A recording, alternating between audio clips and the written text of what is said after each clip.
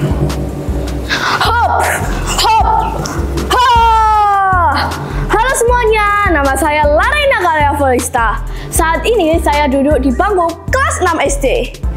Pada hari ini juga saya akan menceritakan dongeng rakyat yang berjudul Sarip Tambah Oso.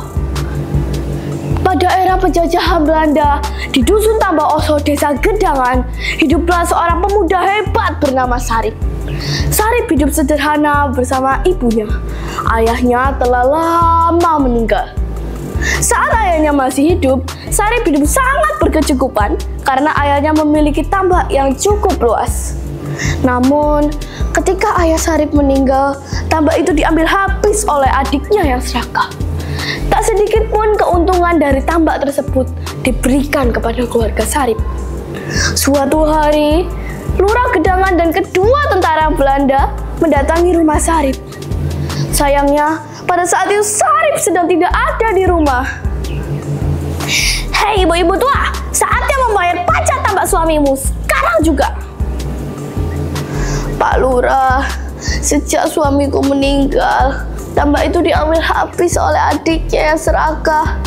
Jadi, jika ingin menagih pajak, mintalah kepada adik dari almarhum suamiku.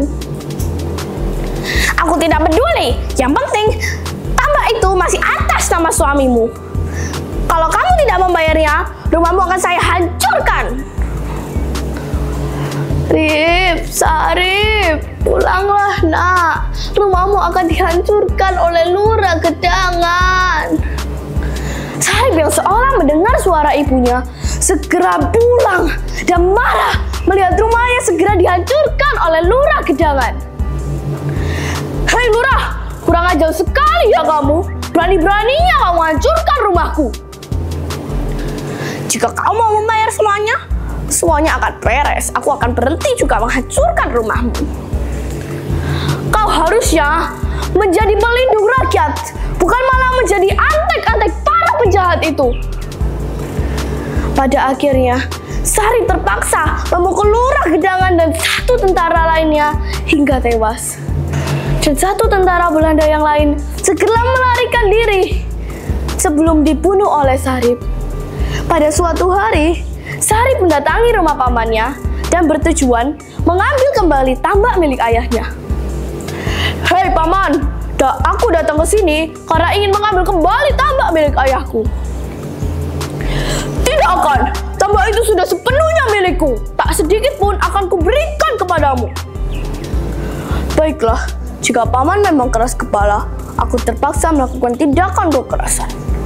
Akhirnya, perkelahian pun terjadi antara Sarip dan pamannya.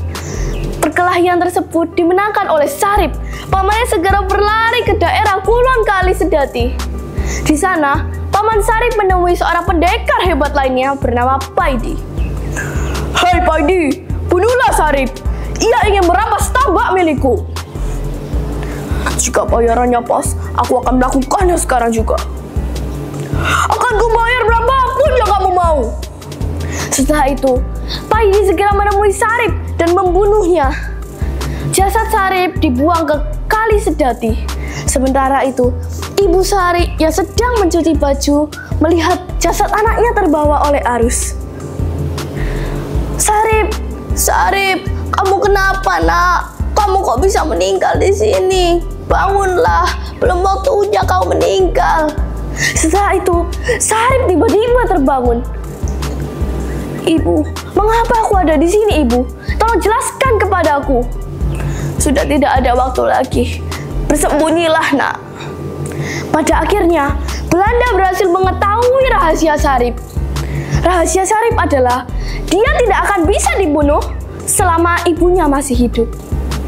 Akhirnya, Belanda berhasil membunuh Sarip dan ibunya tanpa bisa hidup kembali.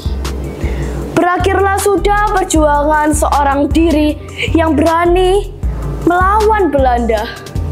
Karena perjuangan Sarip yang hebat itu, maka nama Sarip dikenal sebagai Sarip Tambah Oso. Pesan moral dari cerita ini adalah selalu berjuang hingga titik penghabisan. Terima kasih.